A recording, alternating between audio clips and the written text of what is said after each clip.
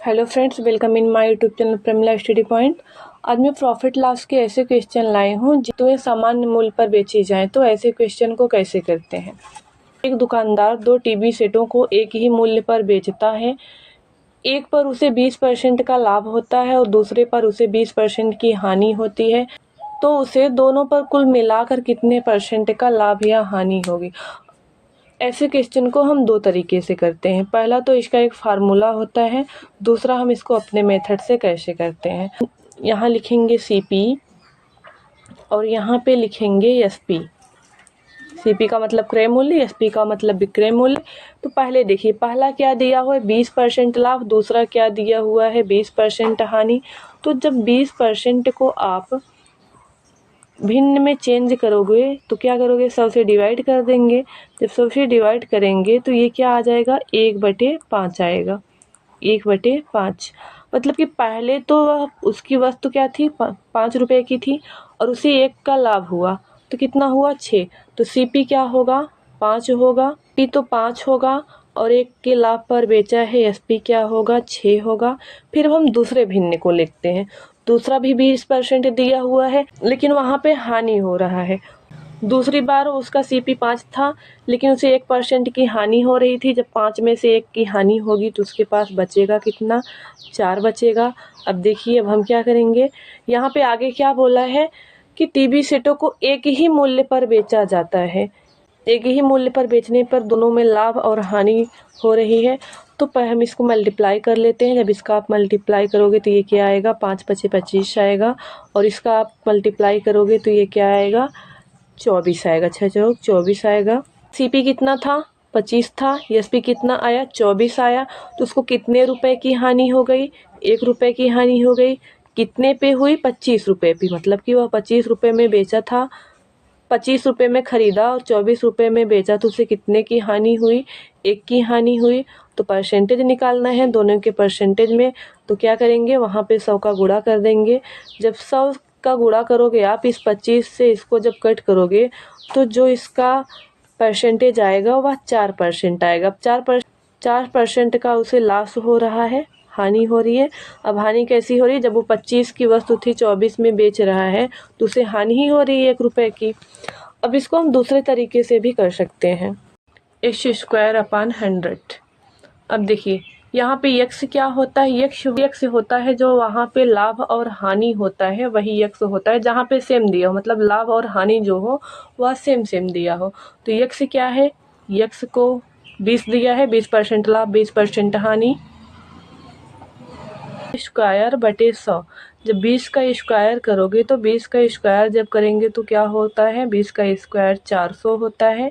यह 400/100 आ जाएगा, 400/100।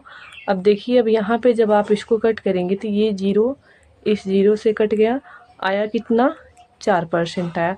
ऐसे कंडीशन में जहाँ पे ऐसा दिया हुआ हो, सेम दिया हुआ हो कि इतने की हानि हो रही है, इतने का लाभ हो रहा है, तो वहाँ पे हर समय जो होता है वह हानि ही होता है। तो यहाँ पे 4% की हानि होगी।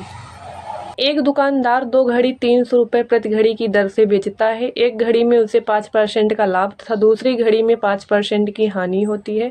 दुकानदार को कुल कितने परसेंट का हानि या लाभ होगा।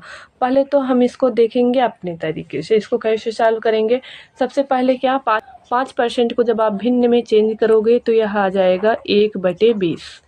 मतलब कि 20 की वस्तु थी, उसे 1% की हानि या लाभ हो गया। तो सबसे पहले हम CP और SP लिखते हैं। CP क्रय मूल्य और SP विक्रय मूल्य।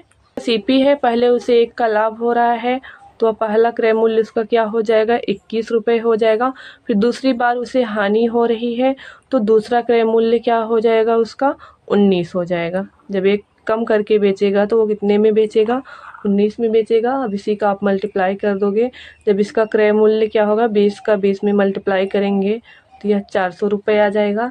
और 19 का जब आप 21 में मल्टीप्लाई करोगे, 19 × 19, 19 दूना 38 से 39, तो यह क्या आ जाएगा, 399 रुपये आ जाएगा।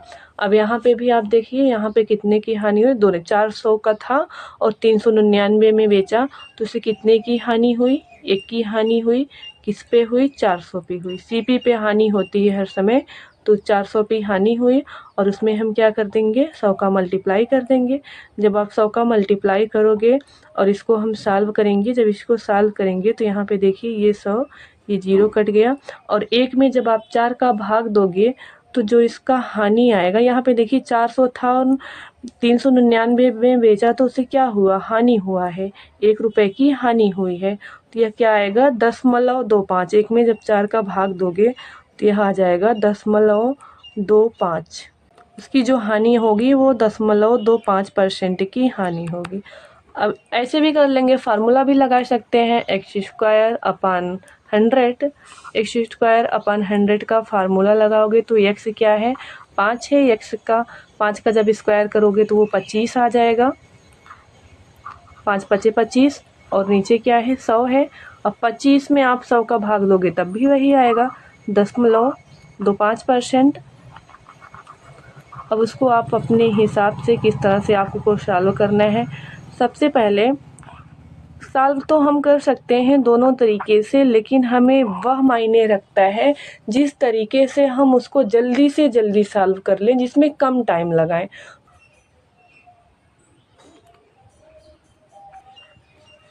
फार्मूला और विदाउट फार्मूला मायने ये रखता है कि हम क्वेश्चन को कितने जल्दी से सॉल्व करें। जब हम क्वेश्चन करना सॉल्व करते हैं तो वहाँ पे हमें ये देखना है कि अगर हम फार्मूले से कर रहे हैं तब कम टाइम लग रहा है कि विदाउट फार्मूले से या मेथड से कर रहे हैं तब टाइम लग रहा है।